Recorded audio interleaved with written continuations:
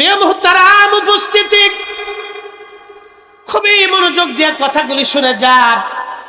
মোহন বয়াতি আল্লাহ আমার এলাকার ডাক্তার সাহেব দোয়া চাইলেন। আল্লাহর ওলি মুস্কি হাসি দিয়া বললেন, বাবা বাবা ডাক্তার বয়াতি, মোহন বয়াতি, বাবা গান গাওয়া ভালো না। একটা কথা বলেন হুজুর। চলে গেলেন ডাক্তার সাহেব। ওই জমানায় তিনি ডাক্তার ছিলেন, অর্থাৎ ওই এমবিবিএস না হলেও ওই এমবিবিএস এর নিচে আপনাদের দেশে কি বলে এটা, যাই হোক, ওই যে না স্বাস্থ্য, অর্থাৎ একটা ক্লাস আছে, এটা করা লাগে, পল্লী চিকিৎসক যেটা, যাই হোক, সেটা পাস না করা পর্যন্ত তার সার্টিফিকেট দেয় না। যতটুকুনি হোক সে ডাক্তার, ছোট হোক আর বড় হোক, তো ডাক্তার, ছোট করে দেখার সুযোগ নেই।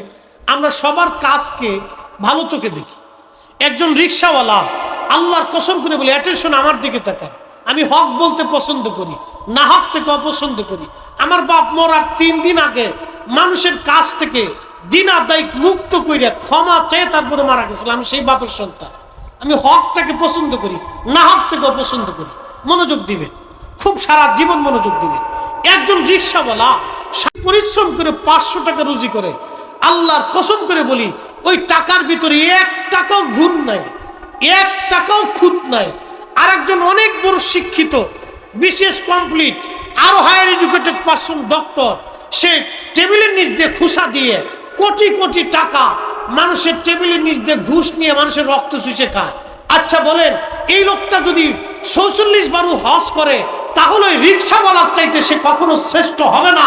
কারণ রিক্সাওয়ালার 1 টাকাই হালাল। কথা বলেন ঠিক কিনা? জোরে হাত উঁচা করে বলেন ঠিক কিনা? ও রিক্সাওয়ালার 1 টাকা কিনে খাওয়া খাবার ওটা হালাল। আর ওই মক্কায় যাইয়া উটের গোশত কিনে খালি, ওই উটের গোশত আর শুয়োরের গোশতের মধ্যে তফাৎ নাই। এর চাইতে সত্য কথা আমার কাছে আর কিছু নেই। যদি ভালো লাগে মানবেন, না লাগলে কিছু করেন। আপনি যে পীরের মুরিদ হন তাতে কিছু আসে যায় না। যদি আমার পীরেরও মুরিদ হন, তা আমার কিছু আসে যায়। এক কথা বলেন না, যারা বলেন হক হকই, সত্য সত্য। মনোযোগ দিয়ে না, কষ্ট হইতেছে আপনাদের? একসাথে জোরে বলেন তো আল্লাহু আকবার। ডাক্তার সাহেবের কথা বলছিল, বলে দিয়েছে। ডাক্তার সাহেব বুঝেন নাই আল্লাহর ওলির বিষয়টা, ওনার বোধগম্য হয় নাই। তখন ওলিরা তো ইশারায় মেরে দেন। চলে গেলেন ডাক্তার মোহন বয়াতি। দেখেন, উপমা দিচ্ছি আপনাদের সামনে। ডাক্তার সাহেব পরের দিন যাইয়া ডাক্তার সাহেব তিনি করলেন, সারিন্দা টেনে ওই যে আপনার গান গাইতে চাইতে চেষ্টা করলেন। আল্লাহ আল্লাহ, আল্লাহর ওলিদের খেলা বড় চমৎকার। ডাক্তার সাহেব গান গাওয়ার চেষ্টা করতে লাগলেন। একটা গানও ওনার স্মৃতির মধ্যে নাই। সমস্ত গানগুলি স্মৃতি থেকে ডিলেট হয়ে গেছে, একবারে মুছে গেছে মেমোরি, একবারে খালি। একবার জোরে বলবেন কি মারহাবা। সে সাধুর প্রেম সুধারা আসে যে জন পিপাসায়, ফয়েজ বিজলিতে যারো যার তাজাল্লি ঢেউ খেলায়, এশকেরও গভীর তত্ত্ব যদি রে জানিতে চাও, কামেলের পদ তলে নেশারো হইয়া যাও। ওরে কামেলের পদ তলে নেশারো হইয়া যাও। ডাক্তার সাহেবের মেমোরি একবারে খালি। পরের দিন উনি চলে আসলেন আবার দরবার শরীফে। তখন বিল্ডিং ছিল না, টিনের ঘর। ওই যে গোডাউন, ওই পাশে যে টিনের হুজরা, ওই হুজরা শরীফের সামনে বসে আছেন হুজুর কেবলা যান ভিতর থেকে বের হয়ে আসলেন, মুস্কি মুস্কি হাসে। মোহন ডাক্তার সাহেব মন বেজার করে বসে আছে। ডাক্তার সাহেবকে হুজুর বললেন, বাবা। ডাক্তার সাহেব মন বেজার করে করে বসে আছেন। ডাক্তার সাহেব বললেন, হুজুর দোয়া নিয়ে গেলাম গান গাওয়ার জন্য, কালকে একটা পালা গান ছিল হুজুর, সারা রাত চেষ্টা করলাম, একটা গান আমার মুখস্থ নাই, স্মৃতি থেকে সব ডিলিট হয়ে গেছে, একটা গানও গাইতে পারলাম না, মানুষ আমাকে অপমান করে তাড়িয়ে দিয়েছে। হুজুর আপনার কাছে আসছি, কি দোয়া আপনি করলেন? আল্লাহর ওলি মুস্কি হাসি দিয়ে বললেন, বাবা ডাক্তার সাহেব আপনার স্মৃতি থেকে চিরদিনের জন্য গান ডিলিট করে দেওয়া হয়েছে, আপনি আর কোনোদিন গান গাইতে পারবেন না। একবার জোরে বলবেন কে মারহাবা। পাওয়ার আছে? হ্যাঁ হ্যাঁ, আরো জোরে বলুন, আসেনি? বুঝে যাবে আমরা ওনার পূজা করি না, ভালোবাসি। কথা কর না কেন? পূজা করি, ভালোবাসি। ভালোবাসি, উনি ভালোবাসার যোগ্য বিদায় বাসি। উনি ওই যোগ্যতা আল্লাহর কাছ থেকে আদায় করে নিয়েছে। এই জন্য যতদিন হায়াত থাকবে ততদিন ভালোবেসেই যাব। কথা বলেন ঠিক কিনা? ভালোবেসেই যাব। ভালোবাসি, পূজা না, ভালোবাসি। হাজিরিন, দর্শনার মুসলমান, আল্লাহর ওলি ডেকে বললেন, বাবা আর কোনোদিন গান গাইতে পারবেন না, চিরদিনের জন্য গান বন্ধ করা হলো। ডাক্তার বললেন, হুজুর আমি তো গান গাইয়া চলি, যদি গান না গাইতে পারি তো আমি করবোটা কি? হুজুর বললেন, বাবা তরিকতের ওজিফা কালাম করবেন, নামাজ কালাম পড়াবেন, জিকির আজগার করাবেন, তালিম তরবিয়ত দিবেন, ওয়াজ নসিহত করবেন। আল্লাহর ওলিকে ডাক্তার সাহেব বললেন, বাবা আমি ওয়াজ নসিহত করব, আমি তো ধর্মকর্ম জানি না, আমি ওজিফা কালাম করব, আমি তো এগুলো কিছুই পারি না, ওয়াজ নসিহত করবো এগুলি তো আমি কিছুই জানি না। হুজুর ধমক দেয়া বললেন, যান বাবা আজকে থেকে আপনি মাহফিল করবেন, তরিকার ওজিফা কালাম করবেন। জোরে বলেন না মারহাবা।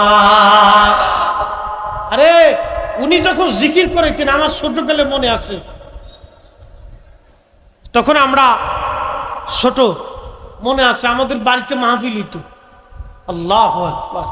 ওনার জিকিরের জৌলুসটা এত চমৎকার ছিল যে জিকিরের হালতে জিকির করতে করতে 10-12 জন অজ্ঞান হয়ে পড়ে যেত। আপনারা তো এখন কি জিকির করেন ঘোরার দিন বুঝি না, একজন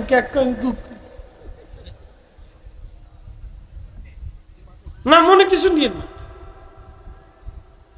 মানে এসকো পায় না, খালি জিমে পোল্ট্রি মুরগির মতো খালি জিমেতে থাকে। খেয়ারে ভাই জিকির আগে দেখেছি বাপ, 10-12 জন অজ্ঞান হয়ে যেত, আমরা মাথায় পানি ঢেলে হুঁশ ফিরে। সেই ডাক্তার সাহেব মারা গেলেন। আহা, ডাক্তার সাহেব মারা যাওয়ার পরে 2.5 বছর পরে ওনার কবর ভেঙে গেল। 2.5 বছর পর কবর ভেঙে যাওয়ার পরে আল্লাহু আকবার, কাফনের কাপড়টা পর্যন্ত নষ্ট হয় নাই। 2.5 বছর আগে ডাক্তার মোহন বয়াতি যেমন ছিল, 2.5 বছর পরে ডাক্তার মোহন বয়াতি ওই রকম আছে। দেহ পর্যন্ত পচে নাই, খসে নাই, কাফনের কাপড় পর্যন্ত পচে যায় নাই।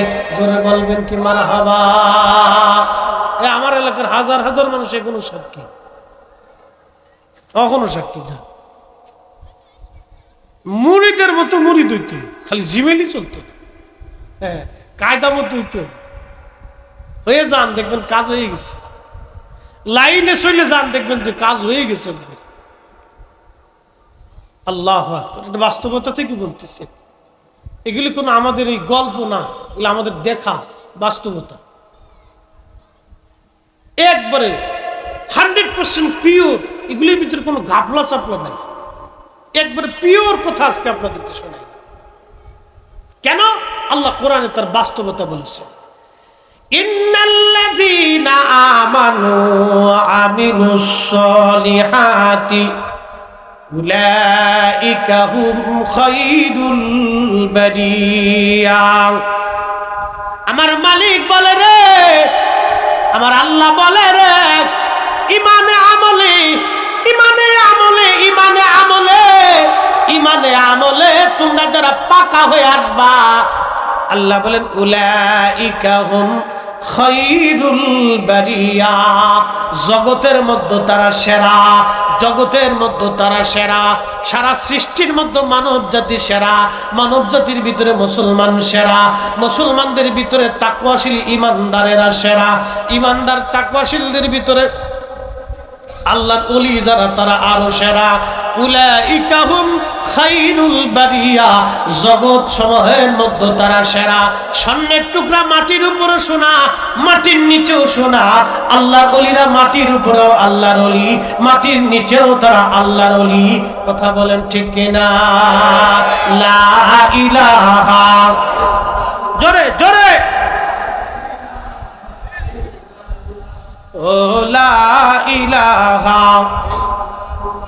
ও লা ইলাহা।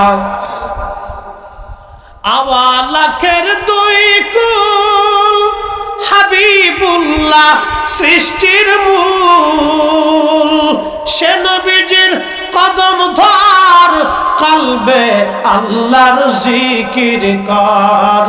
লা ইলাহা, জোরে লা ইলাহা।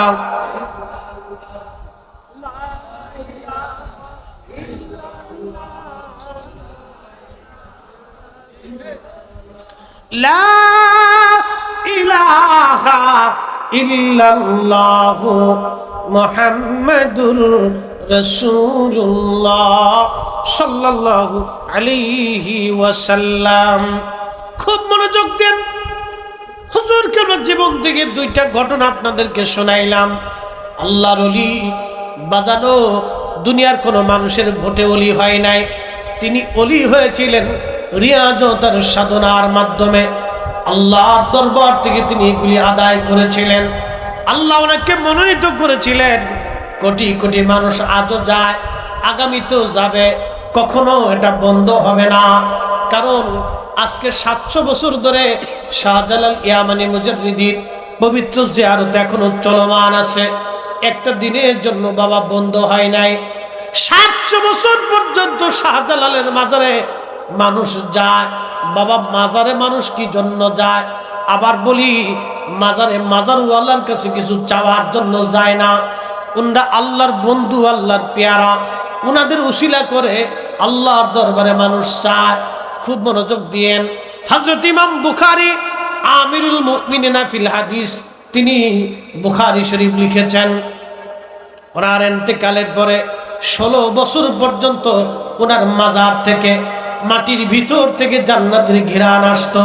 জোরে বলা যাবে সুবহানাল্লাহ। কত বছর? 16 বছর পর্যন্ত ঘিরান আসছে। হযরত ইমাম বুখারীর মাজার শরীফ থেকে 16 বছর পর্যন্ত জান্নাতের ঘিরান আসলো। ঘটনাটা বলে আপনাদেরকে নিয়ে দোয়া করে দিব। মনোযোগ দেন। 16 বছর পর্যন্ত জান্নাতের ঘিরান আসলো ওনার মাজার শরীফ থেকে। 16 বছর পরে একজন আল্লাহর ওলি দোয়া করলেন, আল্লাহ, ইমাম বুখারী আমিরুল মুমিনিন ফিল হাদিস, এত বড় হাদিস বিশারদ তিনি, এই হাদিসের খেদমত করার জন্যে, নবীর ইলমে হাদিসের খেদমতের জন্য তিনার এত বড় মর্যাদা। মাটি পর্যন্ত সুঘ্রাণময় হয়েছে। আল্লাহ, মানুষ মাটি নিতে নিতে ওনার মাজার শরীফের মাটিগুলি শেষ করে ফেলতেছে। আল্লাহ, তুমি এই বরকত বন্ধ করে দাও।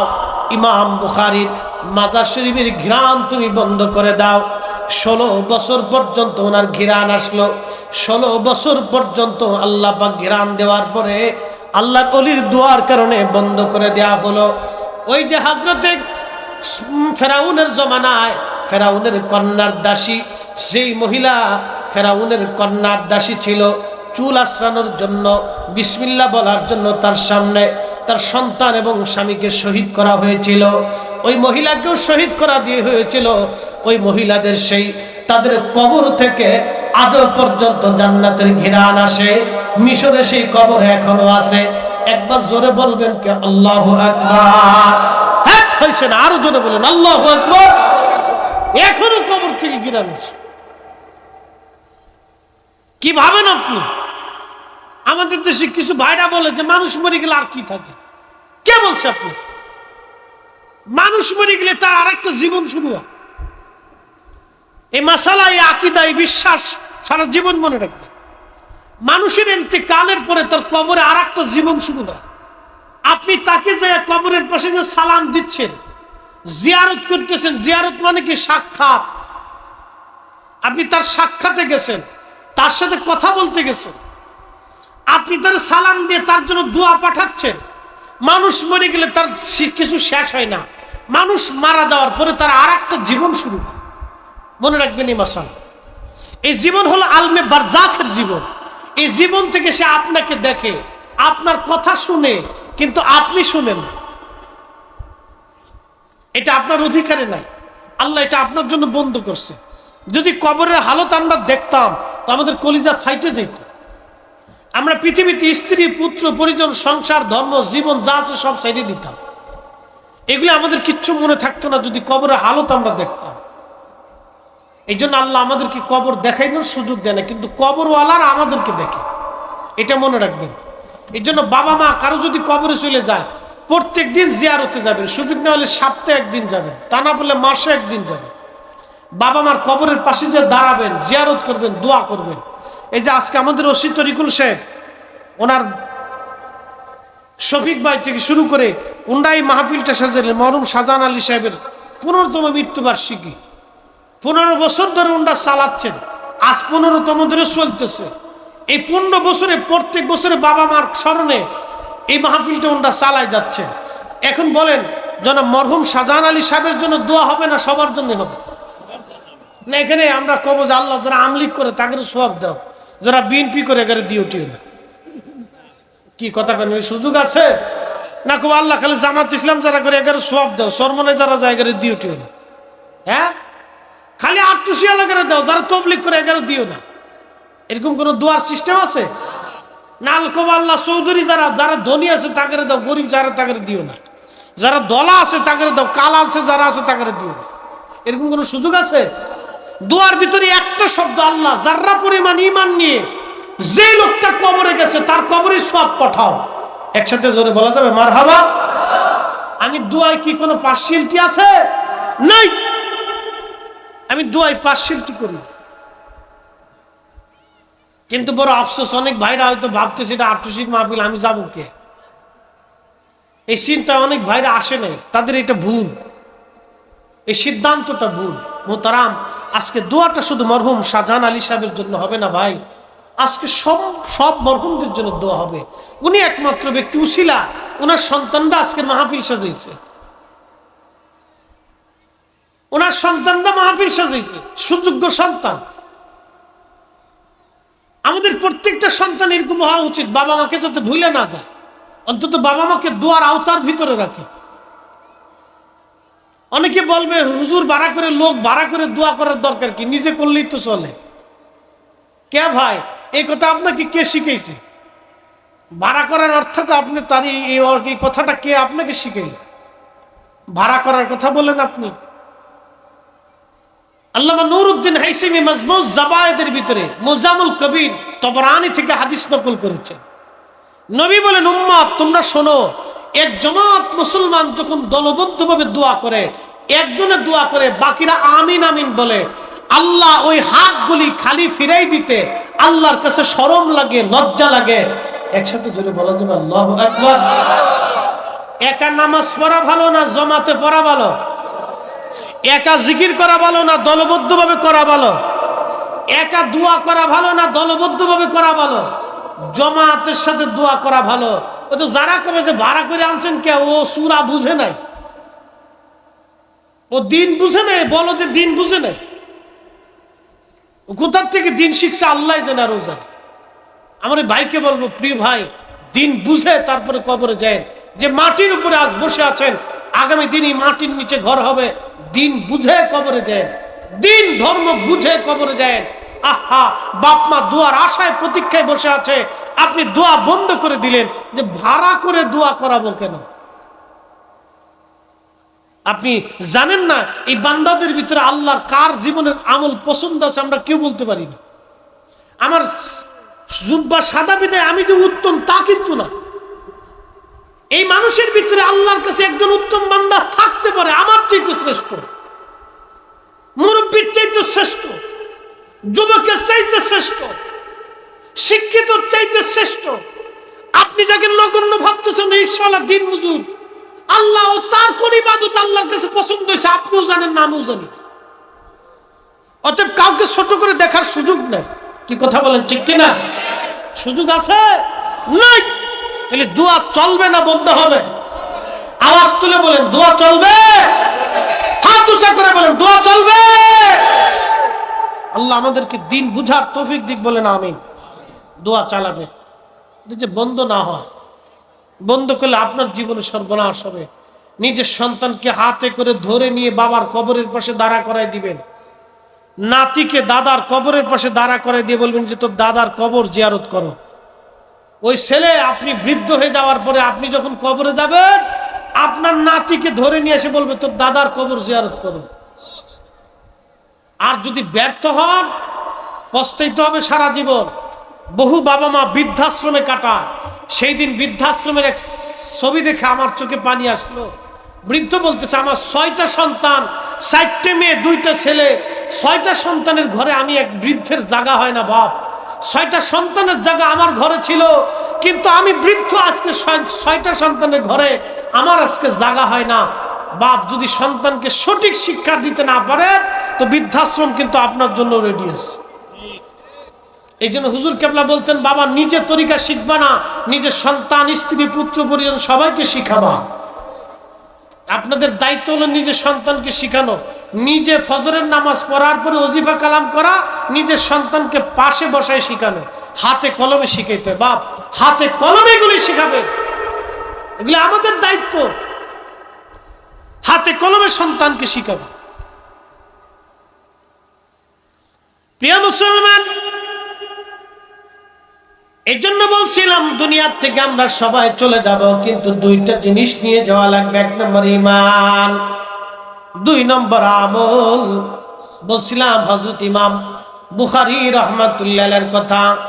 আমরা ওলিদের জিয়ারতে যাই, আমরা পূজা করি না, আমরা ভালোবাসি। কথা বলেন ঠিক কিনা? কেন ভালোবাসি আল্লাহর ওলিদেরকে? একটা ঘটনা বলবো না, কষ্ট হইতেছে আপনাদের? হ্যাঁ, 2 ঘন্টার প্রায়, কিন্তু চলবে মাত্র 5 থেকে 7 মিনিট, সর্বোচ্চ 10 মিনিট, বেশি 10 মিনিটও নিব না, 5 মিনিটে শেষ করে দেওয়ার চেষ্টা করব। ইমাম বুখারী আমিরুল মুমিনিন ফিল হাদিস। যারা বুখারী করেন, আমি এই বুখারী শরীফের জীবনী শোনাইতেছি। লিখেছেন আল্লামা ইমাম যাহাবী আসিয়ারু আলামিন নুবালাতে। ওনার আরেকটা কিতাব আছে মিজানুল ইতিদাল, আমার ঘরে আছে। এই কিতাবের মধ্যে ইমাম যাহাবী লেখে রে, ইমাম বুখারী রাহমাতুল্লাহ আলাইহির ইন্তেকালের বহু বছর পরে বর্তমান উজবেকিস্তানের বুখারাতে ইমাম বুখারী রাহমাতুল্লাহ আলাইহি উনার পবিত্র মাজার, ইমাম বুখারী রাহমাতুল্লাহ আলাইহির পবিত্র মাজার হলো উজবেকিস্তানের বুখারাতে। এই বুখারা উজবেকিস্তানে, সমরখন্দ হলো বুখারা থেকে 3 মাইল দূরে। এই সমরখন্দ শহরে, এই বুখারা উজবেকিস্তানে একাধারে 3 বছর পর্যন্ত কোনো বৃষ্টিপাত নাই। বৃষ্টিপাত বন্ধ হয়ে যাওয়ার কারণে সারা এলাকায় দুর্ভিক্ষ ছড়িয়ে গেল, ফসল নষ্ট হয়ে গেল, গাছ তরুলতা পাতা মরে যেতে লাগলো, ঘাসগুলি শুকায় গেল, উট দুম্বা ছাগল ভেড়াগুলি, দুগ্ধগুলি শুকায় গেল, তারা মারা যেতে লাগলো। সারা উজবেকিস্তানে দুর্ভিক্ষ লাগলো। বাংলাদেশেও দুর্ভিক্ষ আসতে পারে। যদি কোনোদিন দেখেন বাংলাদেশে বৃষ্টিপাত বন্ধ হয়ে যায়, তখন বুঝবেন বাংলাদেশে দুর্ভিক্ষ লাগার সম্ভাবনা আছে। যদি বাংলাদেশে বৃষ্টিপাত বন্ধ হয়ে যায়, তাহলে বুঝবেন এই বাংলাদেশে দুর্ভিক্ষ আসতে পারে। আর যদি বৃষ্টি চালু থাকে, তখন বুঝবেন না, ততদিন পর্যন্ত জমিন সবুজ এবং সজীব থাকবে। উজবেকিস্তানের বুখারা সমরকন্দে একাধারে 3 বছর পর্যন্ত কোনো বৃষ্টি নাই। সারা এলাকায় তুফান লেগে গেল, কান্নাকাটি। হায়রে উপায় কি? মানুষ সন্তান রেখে পালিয়ে যেতে লাগলো, সন্তান বাবা মা রেখে পালিয়ে যেতে লাগলো। সারা এলাকায় কান্নার রোল পড়ে গেল। অনেক সলাতুল ইস্তিসকা হলো, দোয়া খায়ের হলো, কোনো দোয়ায় কবুল হয় না। হযরত ইমাম বুখারী রাহমাতুল্লাহ আলাইহির মাজার শরীফের পাশে সমরকন্দ শহরে একজন আল্লাহর কুতুব বাস করতেন। এই আল্লাহর কুতুব একদিন ঘুমিয়ে স্বপ্ন দেখলেন যে উনি সমরকন্দের বুখারার মুসলমানদেরকে নিয়ে ইমাম বুখারীর মাজার জিয়ারত করে ওনার উসিলা ধরে আল্লাহর দরবারে দোয়া করতেছিলেন। ওই দোয়ার কারণে আল্লাহর আকাশ থেকে খোদাই রহমতের বৃষ্টি নাজিল হয়ে গেল। জোরে বলবেন কি সুবহানাল্লাহ। স্বপ্ন দেখলেন আল্লাহর কুতুব। পরের দিন সমরকন্দের যিনি কাজী আছেন, প্রধান বিচারপতি, ম্যাজিস্ট্রেট বা জজ সাহেবের কাছে যা বললেন, জজ, প্রধান বিচারপতি শোনেন, আমি স্বপ্ন দেখলাম কাজী সাহেব, আমি মুসলমানদেরকে নিয়ে ইমাম বুখারী আমিরুল মুমিনিন ফিল হাদিস ওনার পবিত্র মাজার জিয়ারত করে ওনার উসিলা করে দোয়া করলাম, কান্নাকাটি করলাম। আমার মালিক, আমার রব্বানা, আমার আল্লাহ আসমান থেকে বৃষ্টি নাজিল করেছে। কাজী আপনি অনুমতি দিলে সব মুসলমান নিয়ে আমি বুখারাতে ইমাম বুখারীর মাজার জিয়ারত করতে চাই, দোয়া করতে চাই, দেখি খুদাই রহমত আল্লাহর আকাশ থেকে আসে কিনা। হযরত কাজী সাহেব আল্লাহর কুতুবকে অনুমতি দেওয়ার পরে তিনি রওনা হয়ে গেলেন। হাজার হাজার মুসলমান চলে গেল ইমাম বুখারীর মাজার শরীফে। চারপাশ ঘিরে ধরে দাঁড়াইয়া ইমাম বুখারীর মাজার জিয়ারত করে মুসলমান যখন হাত তুলে তুলে চোখের পানি ফেলে ফেলে কাঁদতে লাগলো। আল্লামা ইমাম যাহাবী আসিয়ারু আলামিন নুবালার মধ্যে লেখেন যে ইমাম বুখারীর মাজার শরীফ জিয়ারত করার পরে যখন সমরকন্দার বুখারার মুসলমানেরা, উজবেকিস্তানের মুসলমানেরা জিয়ারত করে চোখের পানি ফেলে ফেলে কাঁদতে লাগলো, আল্লাহর আকাশে মেঘ জমে গেল। অজুর দ্বারা আল্লাহর আকাশে বৃষ্টি নামতে লাগলো। একাধারে 7 দিন পর্যন্ত বৃষ্টি নামলো, একটা সেকেন্ডের জন্য বৃষ্টি বন্ধ হয় নাই। একবার জোরে বলবেন কি আল্লাহু আকবার। পাওয়ার আছে? জোরে বলেন পাওয়ার আছে? আল্লাহর ওলিদের উসিলায় যে আল্লাহ বৃষ্টি দেয়, এটা তার বাস্তব প্রমাণ, 100% প্রমাণ। একাধারে 7 দিন পর্যন্ত বৃষ্টি নামলো, একটা সেকেন্ডের জন্য বৃষ্টি বন্ধ হয় নাই। 7 দিন বৃষ্টি নামাতে সারা উজবেকিস্তান ভরে গেল পানিতে। ফসল জন্ম নিল, আবার গাছ তরুলতা পাতা সজীব হয়ে গেল। দুর্ভিক্ষ ধীরে ধীরে চলে গেল, অভাব অনটন চলে গেল। বাজানো, এটি ইমাম বুখারীর জীবন থেকে বললাম। এই জন্য আল্লাহর ওলিদের দরকার। আপনি ভাবতেছেন আপনি বড় বুজুর্গ না। আমার হুজুর বলতেন, বাবা, শত শত মুর্দা দিল মাটির উপরে, তার চেয়ে অধিক বলো যদিও কবরে। এর অর্থ হলো মুর্দা দিলওয়ালা মুসলমান দিয়ে আল্লাহর 4 পয়সাও কোনো দাম নাই। দিলওয়ালা জিন্দা করে যারা কবরে চলে যায়, কবরে যাওয়ার পরেও তারা আল্লাহ জিকির করতে থাকে, তাদের জিকির কোনো সময় বন্ধ হয় না। একবার জোরে বলবেন কি মারহাবা। আল্লাহ আমাদেরকে আল্লাহর ওলির সোহবতে যাওয়ার তৌফিক দিয়ে দিক, সকলে বলেন আমিন। আসেন প্রিয় নবীজিকে দাঁড়ায় সালাম জানাই। এসেছেন যত নবী সকলের ইমাম, সালাম নবী তোমায় হাজারো সালাম, ইয়া নবী সালাম।